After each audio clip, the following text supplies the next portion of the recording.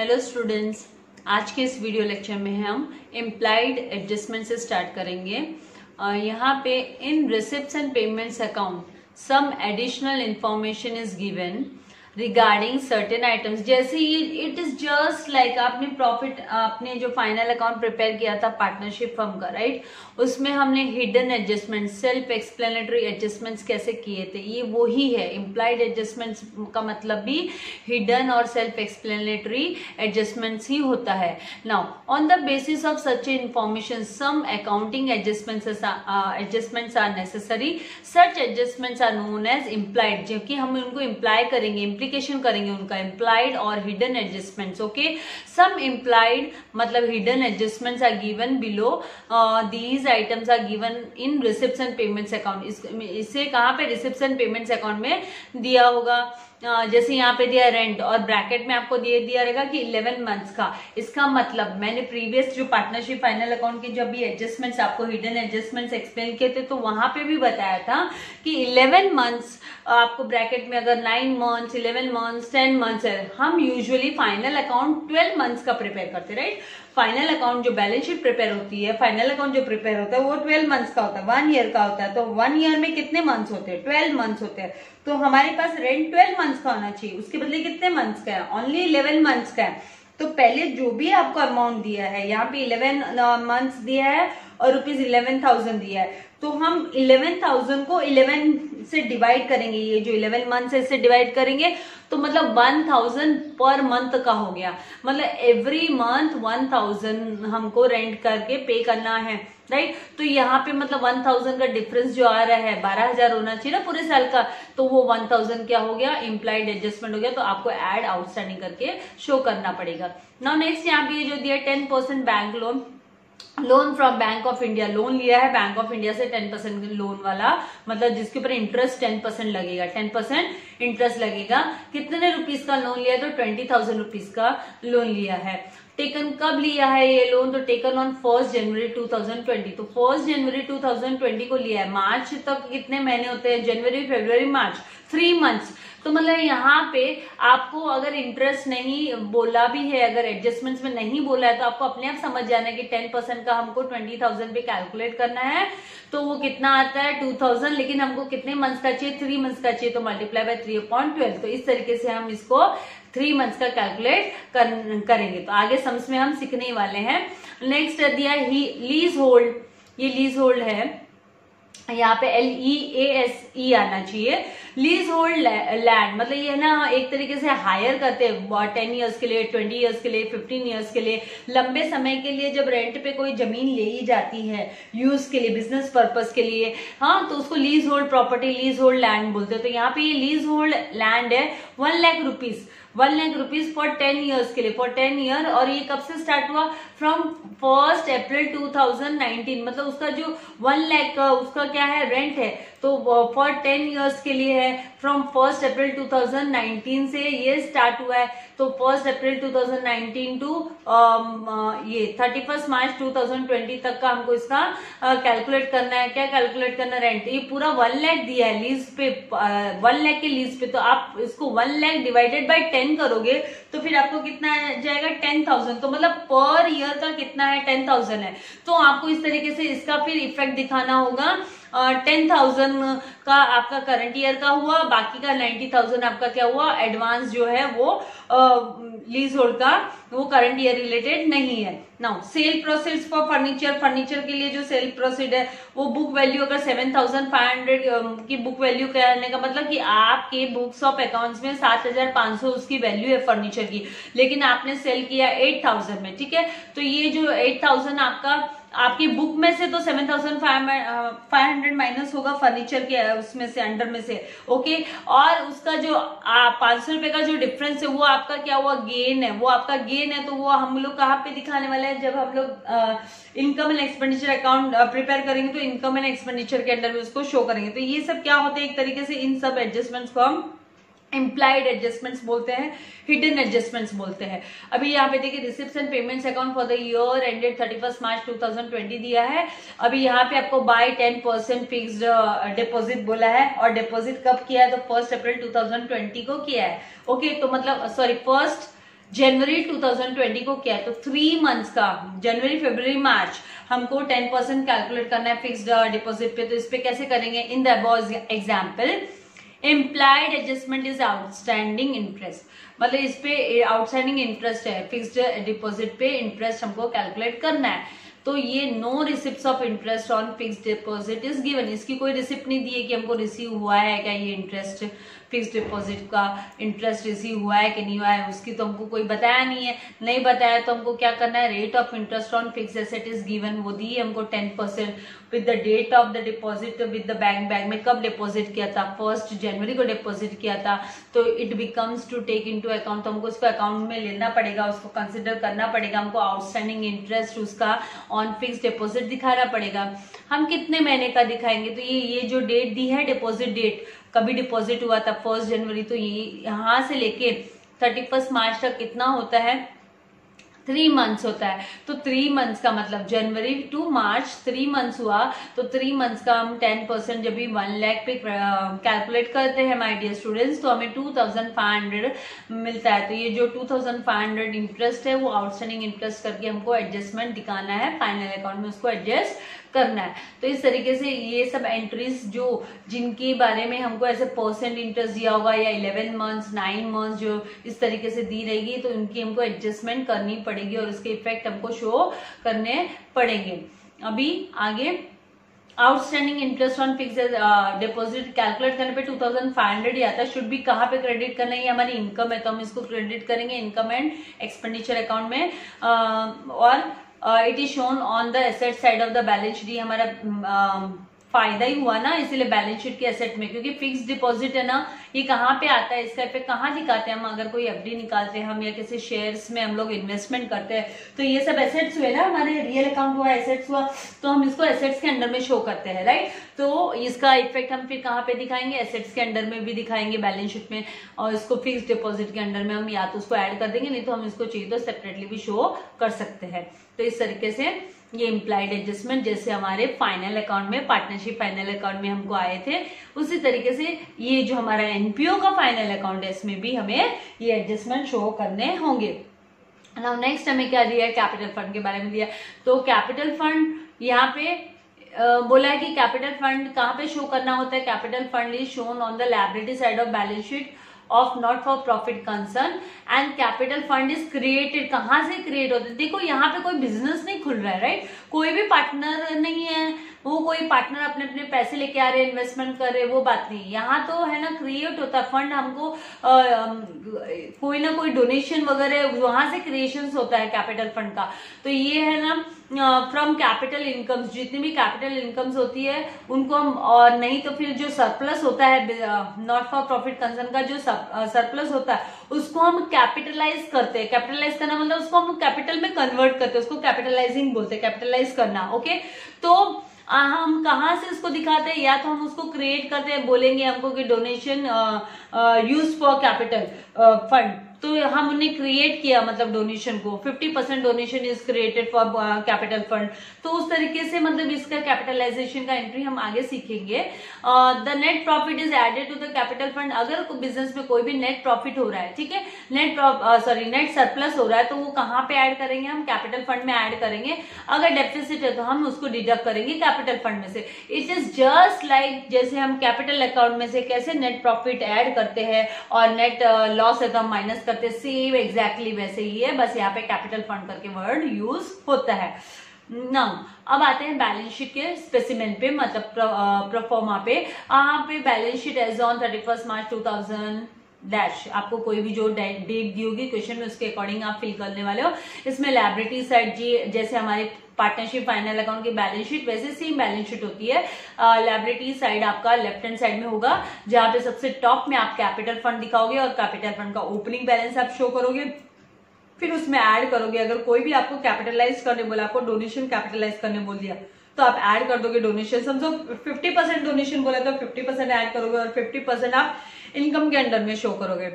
बाद में आपका एंट्रेंस फीस अगर आई है तो उसमें भी आपको समझो 20% कैपिटलाइज करने बोल दिया या फुल कैपिटलाइज करने बोल दिया, तो 100% कैपिटलाइज करने बोल दिया, तो आप इसको फिर ऐड कर दोगे कैपिटल फंड के अंडर में, ना कि आप इनकम के अंडर में नहीं लिखोगे। आपको जो भी बिजनेस में सरप्लस होगा वो आप ऐड करोगे, अगर आपको कोई भी डेफिसिट होगा तो वो आप कैपिटल फंड से माइनस करोगे। तो इस तरीके से आप जैसे कैपिटल अकाउंट में कैसे हम एडिशन माइनस दिखाते थे, वैसे यहीं पे भी हमको शो करना है। यहाँ पे कोई पार्टनर्स नहीं है, इसीलिए कोई एडिशनल कैपिटल करके नहीं आता, लेकिन कैपिटल्स में एडिशंस होते हैं कैपिटल फंड में by capitalizing different donations, entrance fees वगैरह को कैपिटलाइज करके, ठीक है।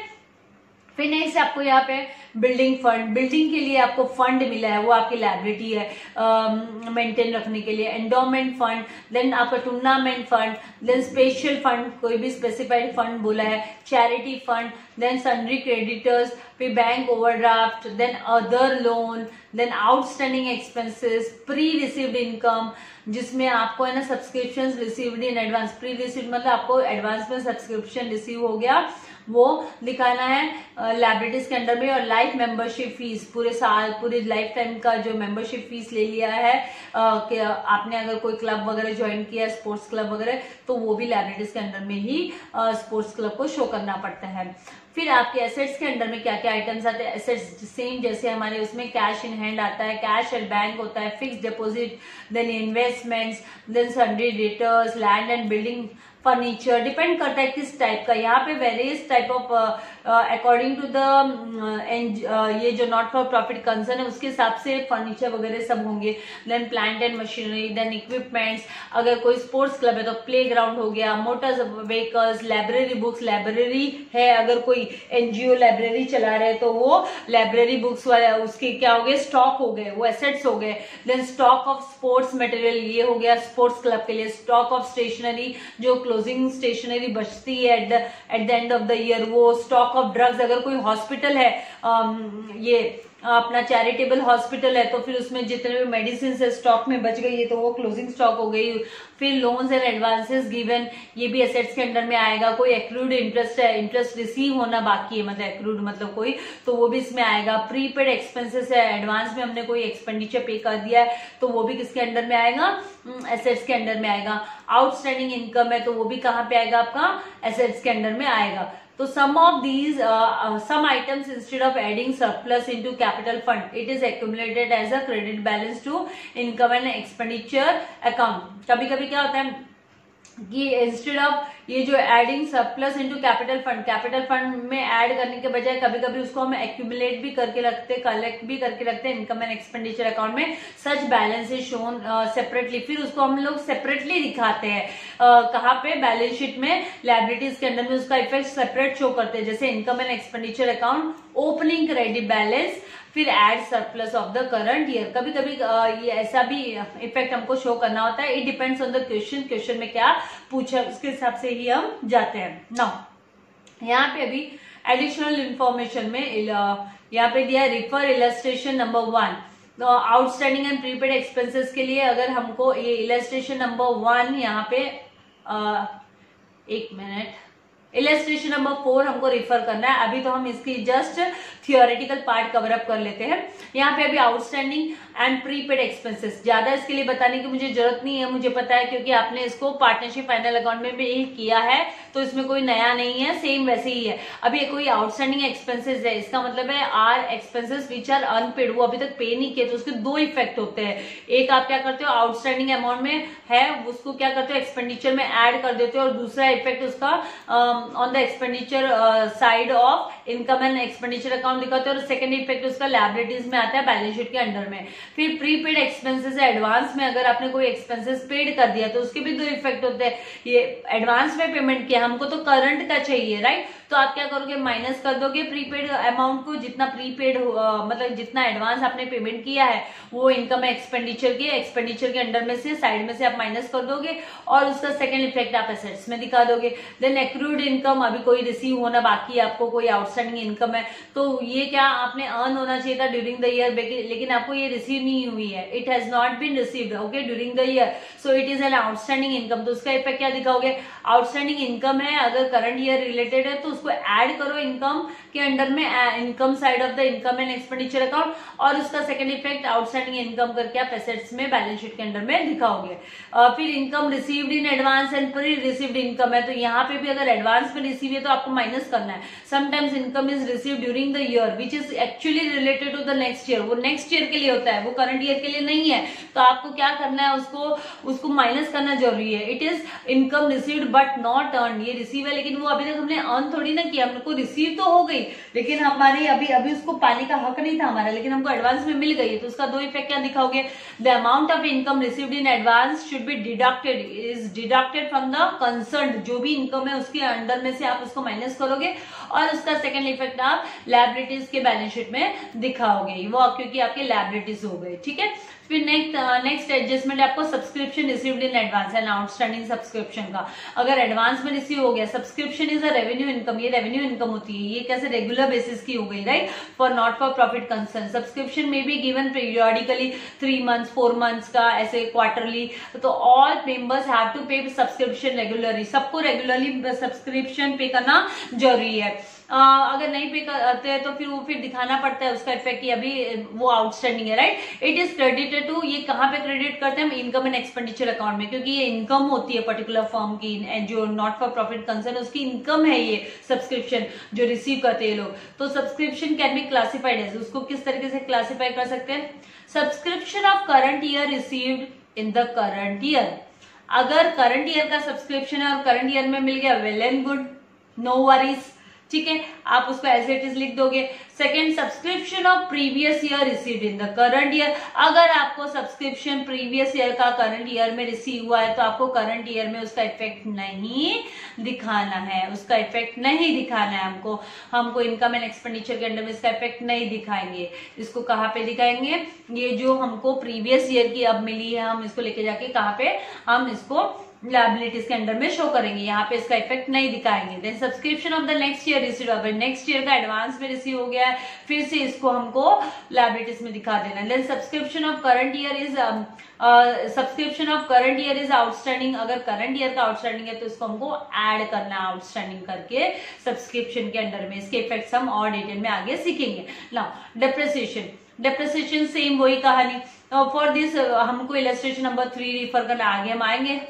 डेप्रिसिएशन क्या होता है, नॉमिनल अकाउंट होता है, राइट। यहाँ पे दो इफेक्ट होते हैं, debit side of income and expenditure account में इसका इफेक्ट दिखाना होता है हमको, क्योंकि एक्सपेंस हो गया ना, एक तरीके से नॉन कैश एक्सपेंस हो गया, ये नॉन कैश आइटम हो गई, लेकिन ये डेप्रिसिएशन है, हमको दिखाना है, माइनस करना पड़ेगा, इसलिए हम डेबिट साइड में इनकम एंड एक्सपेंडिचर के डेबिट साइड में दिखाएंगे। और दूसरा इसको क्या करेंगे, डिडक्ट करेंगे, डिडक्ट फ्रॉम द, यहाँ पे डिडक्ट दो बार टाइप हो गया, डिडक्ट फ्रॉम एक ही बार होना चाहिए, deduct from the concern asset of from the balance sheet में अगर फर्नीचर से माइनस करना है तो फर्नीचर से करना है। अगर क्वेश्चन में बोला है कि आप फिक्स एसेट से माइनस करो, या फिर आपको बोलेंगे फर्नीचर से माइनस करो, लैंड एंड बिल्डिंग से माइनस करो, तो फिर उस हिसाब से आपको अकॉर्डिंगली माइनस करना है। देन नेक्स्ट आपको 7th है capitalization of entrance fees sorry, capitalize करना मैंने पहले ही बोला, यहाँ पे कैपिटल फंड है ना, कोई कैपिटल लेके नहीं आता है, ये कोई बिजनेस नहीं है। यहाँ पे कैपिटल कहाँ से आता है, या तो सब्सक्रिप्शन का मनी वो लोग है ना कैपिटलाइज करते हैं, या फिर एंट्रेंस फीस को कैपिटलाइज करते हैं। तो यहाँ पे जैसे आपको क्वेश्चन में बोला होगा उसके अकॉर्डिंग हम जाने वाले हैं। Entrance fees are the fees paid by the person fee pay करते हैं जो who intend to become a member of the organization और कंसर्न, अगर पर्टिकुलर ऑर्गेनाइजेशन या कोई भी कंसर्न के अगर वो मेंबर बनना चाहते हैं तो वो एंट्रेंस फीस पे करते हैं। ओके, लाइफ मेंबरशिप फीस भी पे करते हैं। तो एंट्रेंस फीस जो पे करते हैं तो वो क्या हुई, वो यहाँ पे it is treated as a capital receipt and income, उसको capital receipt as a capital receipt हम उसको ट्रीट करते हैं। तो बट समटाइम्स क्या किया जाता है, इसको पार्ट्स में डिवाइड कर देते हैं हम लोग, sometimes part and it can be treated as a revenue receipt करके भी हम कभी कभी इसको ट्रीट करते हैं। जैसे आपको दिया है एंट्रेंस फीस रिसीव्ड 50,000 और उसकी एडिशनल इन्फॉर्मेशन आपको दी है 50,000 एंट्रेंस फीस मिली, लेकिन उसमें से देखिए मैंने आपको पहले एग्जाम्पल भी बोला था, एग्जाम्पल के तौर पर कि 50% entrance fees should be capitalize. इसका मतलब 50,000 में से 25,000, 50,000 का आधा 50% कितना होता है 25,000। 25,000 आपको कैपिटल फंड में ऐड करना है और बाकी का बचा हुआ 25,000 आपको ट्रीट करना है एज अ रेवेन्यू इनकम करके आपको उसको ट्रीट करना है। इसीलिए उसको आप credit side of income side of income and expenditure account के हेडिंग में दिखाओगे और आप डिडक्ट करोगे एंट्रेंस फीस को। वहां से जो 50,000 पहले लिखोगे उसमें से माइनस 25,000 करोगे, माइनस और जो 25,000 आपने माइनस किया उसका सेकेंड इफेक्ट आप कैपिटल फंड में ऐड कर दोगे। तो इस तरीके से इसका इफेक्ट आता है। नेक्स्ट हमारे पास है creation of special funds out of donation. अगर डोनेशन मिला है और उसमें हमको बोला कि क्रिएट उसको कैपिटल फंड के लिए आप यूटिलाइज करो, क्रिएट करो, या वो जनरल डोनेशन है या वो स्पेसिफाइड डोनेशन है बिल्डिंग फंड के लिए, ये स्पेसिफाइड रहेगा। तो यहाँ पे डोनेशंस मींस गिफ्ट्स होता है गिवन बाय ईदर मेंबर, या तो मेंबर्स देते नहीं तो कोई आउटसाइडर्स देते हैं ऑर्गेनाइजेशन को। Okay, it's a type of gift है। तो जनरल डोनेशंस होता है उसको तो हम रेवेन्यू करके ही ट्रीट करते हैं। It is treated as a revenue income and will be shown on the income side of the income and expenditure account. These donations are given without any condition. मतलब यहाँ पे कोई स्पेसिफिकेशन नहीं दिया जाता है, यहाँ पे मेंशन नहीं करते, यहाँ पे कोई कंफर्मेशन नहीं देते कि ये बिल्डिंग फंड के लिए, ये कैपिटल फंड के लिए, ऐसा नहीं बोला जाता है, या ये कोई प्राइज फंड है, इस तरीके से नहीं बोला जाता है। ये जनरल है। तो जहां पे जनरल डोनेशन आया, कुछ स्पेसिफाई नहीं किया है, तो आप उसको income side of income and expenditure show कर दोगे इसको डायरेक्टली एज अ इसको रेवेन्यू इनकम कंसिडर करते हुए। अगर उसको स्पेसिफिक डोनेशन मेंशन किया है, स्पेसिफिक है मतलब उसमें आपको स्पेसिफाई करेंगे किस पर्पस के लिए है, कौन से स्पेसिफिक रीजन के लिए दिया गया है डोनेशन, डोनर ने किस चीज के लिए दिया है। तो यहाँ पे the donor specifies the purpose of for utilizing the amount donated by him. For example उसने बोला डोनेशन फॉर बिल्डिंग फंड, ये जो कंसर्न है उसके बिल्डिंग फंड के लिए डोनेशन दिया हुआ है, ऐसे स्पेसिफाई करेंगे। नहीं तो बोलेंगे डोनेशन फॉर प्राइज फंड। तो ये सब कहां पे आएंगे, ये लाइबिलिटीज के अंडर में आएंगे। डोनेशन फॉर स्पोर्ट्स और टूर्नामेंट्स के लिए दिया, तो ये सब लाइबिलिटीज के अंडर में आएंगे। Such donation should be shown on the liability side of the balance sheet. तो इस तरीके से ये एडजस्टमेंट का इफेक्ट आएगा। तो आपको उसको कंप्लीटली लाइबिलिटीज के अंडर में शो करना है ना। अब यहाँ पे आपको बोलेंगे स्टॉक ऑफ स्टेशनरी। तो stock of stationery is an expenditure, right. It is consumable item. उसको कंज्यूम करने के बाद कितना बचा कितना, तो ये एडजस्टमेंट हमको यहाँ पे सीखना पड़ेगा। यहाँ पे कोई ना ट्रेडिंग बिजनेस तो है नहीं जहाँ पे ओपनिंग स्टॉक होगा, क्लोजिंग स्टॉक होगा, राइट। यहाँ पे कोई जो स्टेशनरी है particular depends on the hospital है, तो हॉस्पिटल के जितने भी इंस्ट्रूमेंट्स है, मेडिसिन है, ड्रग्स है, उसका एडजस्टमेंट होता है, क्लोजिंग हमको निकालना पड़ता है। अगर कोई स्पोर्ट्स क्लब है तो उसके जो स्टेशनरी से उसका क्लोजिंग हम निकालते हैं, कितने कंज्यूम हो गए क्या है, तो उसके हिसाब से हम कैलकुलेट करते हैं। तो इसमें कभी भी इसका फॉर्मेट बनाएंगे तो कैसे बनाएंगे, ओपनिंग स्टॉक ऑफ स्टेशनरी जो दिया हुआ वो लिखेंगे, उसमें add purchases of stationery during the year, जितना भी परचेसेस किया है ड्यूरिंग द ईयर उसको ऐड करेंगे। अगर उससे रिलेटेड कोई आउटस्टैंडिंग स्टेशनरी बिल है, अगर कोई स्टेशनरी बिल है, आउटस्टैंडिंग बिल है, वो भी हमको ऐड करना पड़ेगा। फिर उसमें से हम closing stock of stationery minus करेंगे, फिर वो स्टेशनरी कंज्यूम्ड करके हमको मिलेगा। तो ये जो स्टेशनरी कंज्यूम्ड है इसका इफेक्ट हम इनकम एंड एक्सपेंडिचर अकाउंट के डेबिट साइड में दिखाएंगे। एक्सपेंस इसको शो करेंगे कि stationery consumed debited to the income and expenditure account, and closing जो बचा होता है, ये जो क्लोजिंग स्टॉक ऑफ स्टेशनरी होता है वो एसेट्स के अंडर में आता है। तो इस तरीके से ये वाला फॉर्मेट यहाँ पे नया है जो हमको सीखना है, and very very important, sums के साथ में हो ही जाने वाला है, nothing to worry about it. Same treatment is to be given to the sports material consume. ये स्पोर्ट्स मटेरियल हो गया, ये मेडिसिन, जैसे मैंने बोला डिपेंड्स कौन से टाइप की नॉट फॉर प्रॉफिट ऑर्गेनाइजेशन है उसके अकॉर्डिंगली स्टेशनरीज होंगी। कौन से टाइप के स्टेशनरीज है, स्पोर्ट्स रिलेटेड है कि मेडिसिन है, ड्रग्स है क्या, बुक्स है क्या, तो उसके हिसाब से डिपेंडेंट होगा। नाउ नेक्स्ट आपको 10th एडजस्टमेंट यहाँ पे बोला कि opening balances of assets and liabilities. तो ओपनिंग बैलेंस शीट प्रिपेयर करने के लिए काम आता है। At the beginning of the accounting year the accounts of assets and liabilities show balance. Okay, with these opening balances opening balance sheet is prepared. While preparing final accounts of the concern these balances are properly taken into account, not property, are properly taken into account। उनको हमको properly under the account हमको लेना पड़ेगा।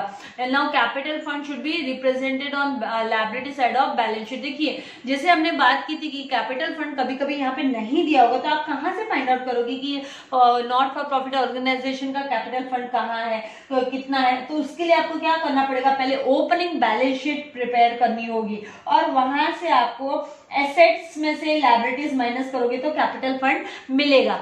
तो वो ही आपको इस तरीके से ओपनिंग बैलेंसेस के हेल्प से, opening balances of assets and liabilities के हेल्प से आपको कैपिटल फंड फाइंड आउट करना है। तो ये इसके लिए भी हम आगे सीखेंगे बैलेंस शीट कैसे प्रिपेयर करेंगे। आगे यहाँ पे इंपॉर्टेंट टर्म्स दिए हैं हमें, जहां पे इंपॉर्टेंट टर्म्स में यहाँ पे एंट्रेंस फीस के बारे में, देन सब्सक्रिप्शन, देन लेगेसी, ये भी गिफ्ट्स होता है special, death of donor on the death of donor, फिर लाइफ मेंबरशिप फीस। तो इन सब के बारे में हम हमारे नेक्स्ट सेशन में स्टडी करेंगे। तो आज के लिए इतना काफी है। Keep studying, keep preferring book, और जो जो मैं सिखा रही हूँ उसको रेगुलर बेसिस पे करते जाओ ताकि आपको टॉप करने में हेल्प मिल सके। Because accounts is a very easy subject, खाली प्रैक्टिकल है जिसे रोज रेगुलर डेली बेसिस पे सॉल्व करना एंड स्टडी करना बहुत जरूरी होता है अगर आपको आउट ऑफ मार्क्स लाने हैं तो। अब तक अगर आपने मेरे चैनल को सब्सक्राइब नहीं किया है तो प्लीज सब्सक्राइब कीजिए, शेयर कीजिए, बेल आइकॉन बटन पे प्रेस कीजिए ताकि मेरे लेटेस्ट वीडियो के नोटिफिकेशन आपको मिलते रहे। God bless you all dear students.